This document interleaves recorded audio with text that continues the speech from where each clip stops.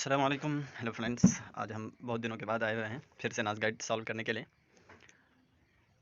तो चलिए अब शुरू करते हैं, क्योंकि सबसे पहले हम लोगों ने 11 पेज नंबर 11 का इससे पहले सॉल्व किया था। अब हम पेज नंबर 12 सॉल्व करेंगे और 13 भी सॉल्व करेंगे। पेज नंबर 12 और 13 दोनों से सॉल्व करेंगे, लेकिन अलग अलग वीडियोज़ में होगा। अमीर खुसरू इसमें जो है 3 शायर 12 और 13 में जो है कि 3 शायर का जिक्र आया है, अमीर खुसरू और मीर तकी मीर और मिर्ज़ा असदुल्ला खान गालिब। तो हम इन तीनों को अलग अलग करके बयान करेंगे, यानी कि अलग अलग वीडियो में आपको देंगे।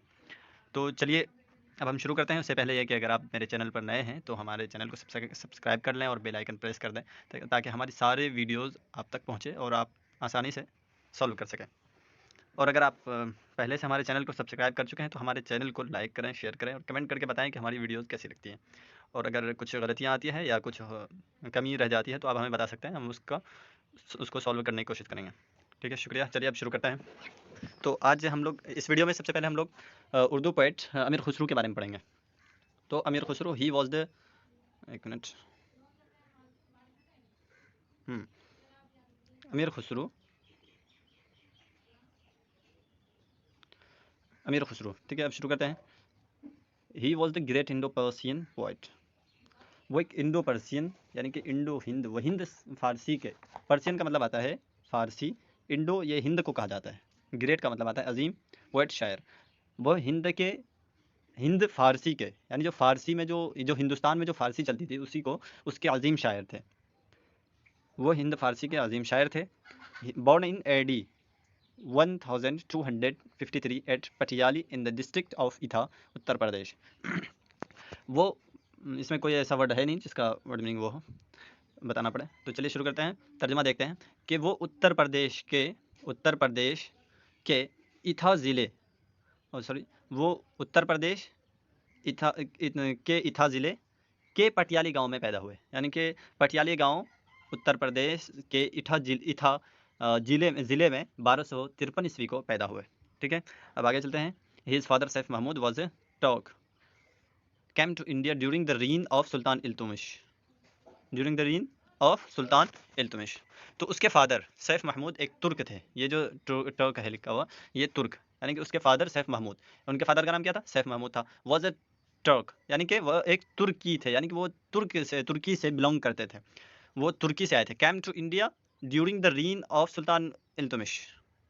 तो ड्यूरिंग का मतलब दौरान, रीन हुकूमत, तो वो इंडिया सुल्तान इल्तुमिश के हुकूमत के दौरान। उसके फादर सैफ महमूद एक तुर्क थे और वो इंडिया सुल्तान इल्तुमिश के हुकूमत के दौरान।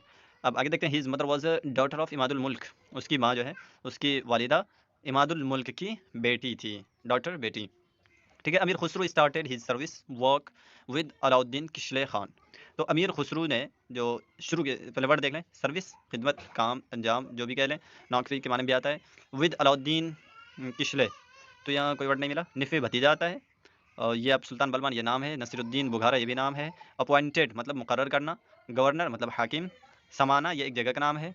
पीरियड मुद्दत, पीरियड का मतलब मुद्दत। तो चलिए अब मीनिंग तर्जमा देख लेते हैं। अमीर खुसरू ने अपना काम अमीर Khusru started his service work, अमीर खुसरू ने अपना काम अंजाम देना शुरू किया, किसके साथ? विद अलाउद्दीन किशले खान, अलाउद्दीन किशले खान के साथ उन्होंने अपना काम, अपनी खिदमात को अंजाम देना शुरू किया। कौन? अमीर खुसरू। तो अब वो अलाउद्दीन किशले कौन थे? वो निफ़ी ऑफ सुल्तान बलबान के भतीजे थे। देन विद नसीरुद्दीन बुखारा, फिर वो नसीरुद्दीन बुखारा खान के साथ काम किए, और who appointed him as governor of Samana, जिसने उनको समाना के गवर्नर के तौर पर मुकर्रर किया था। He worked till the period of Ghiyasuddin Tughlaq, वो गयासुद्दीन तुगलक, टिल आता है तक के लिए, ठीक है, एक मुतय्यना मुद्दत तक के लिए, है ना। तो he worked till the period of Ghiyasuddin Tughlaq, तो वो गयासुद्दीन तुगलक की मुद्दत तक काम किए, है ना। तो अब आगे देखते हैं। Amir Khusrau was a disciple of a Chishti saint Nizamuddin Auliya. Amir Khusrau, और डिसिप्लाइन का मतलब आता है नज़्म ज़ब्त, ठीक है, तालीम, तरबियत, है ना। तो अब तर्जमा देखते हैं कि अमीर खुसरू चिश्ती सेंट निज़ामुद्दीन औलिया, चिश्ती यानी कि सूफ़ी निज़ामुद्दीन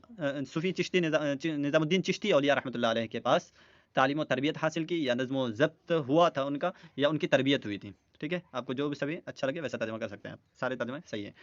तो अब a few months after the accession of Sultan Muhammad bin Tughlaq, एक मिनट, पेज हम लोग आगे कर लें। A few months after the accession, accession का मतलब आता है कि इल्हाक यानी कि जुड़ा हुआ, जुड़ना, of Sultan bin Tughlaq. Poet Amir Khusro died in AD 1325 and was buried, buried का मतलब आता है कि दफनाना, दफन करना, ठीक है, at the foot of Nizamuddin Auliya's, और Auliya's grave in Delhi. Grave का मतलब आता है कब्र। तो अब तर्जमा देखते हैं कि कुछ मोहम्मद बिन तुगलक के, सुल्तान मोहम्मद बिन तुगलक के इल्हाक हो, सुल्तान मोहम्मद बिन तुगलक से इल्हाक होने यानी जुड़ने के कुछ ही महीने बाद शायर अमीर खुसरो 1325 ईस्वी को इंतकाल कर गए, ठीक है। And was buried at the foot of Nizamuddin Auliya's grave, और वो निजामुद्दीन औलिया रहमतुल्लाह अलैह के पाँव तले यानी पाँव के पास, निजामुद्दीन औलिया के कब्र के यानी जिधर पाँव था उसके कब्र के जिधर पाँव था उसी साइड में उनको दफन किया गया। And was buried at the foot of Nizamuddin Auliya's grave in Delhi, वो दिल्ली में निजामुद्दीन औलिया के कब्र के पाँव के पास दफन किए गए, उनकी तदफीन हुई। और यहाँ अमीर खुसरो के कुछ काम बताए गए हैं जिसको आप इसको नोट कर लीजिएगा और इसको याद भी रखिएगा, क्योंकि ये सारी चीज़ आ सकता है कि 5 दीवान से, ऐसा भी आ सकता है कि 5 दीवान से किसने लिखे, तो आपको लिखना पड़ेगा अंसर दिया अमीर खुसरो, मिर्ज़ा गालिब, जो है कि मीर तकी मीर, या और भी किसी दूसरे का नाम लिख देंगे। तो आपको ऐसे ये सवाल आपको आ सकता है, ठीक है। तो आपको ये सारी चीज़ लिख लेना है कि अमीर खुसरो का काम क्या था, उन्होंने जो जो काम अंजाम दिए थे वो यहाँ है कि वर्क्स ऑफ अमीर खुसरो, अमीर खुसरो के काम, अमीर खुसरो ने जो काम अंजाम दिए थे उनके हैं। तो पहला एक काम वो किए थे, एक काम ये किए थे कि वो 5 दीवान्स, ठीक है, 5 दीवान द खानसा पर काम किए थे। और फिर जो है कि द गज़लियात और लिरिकल पोएम्स, गज़लियात और लिरिकल पोएम्स पर काम किए थे, ठीक है।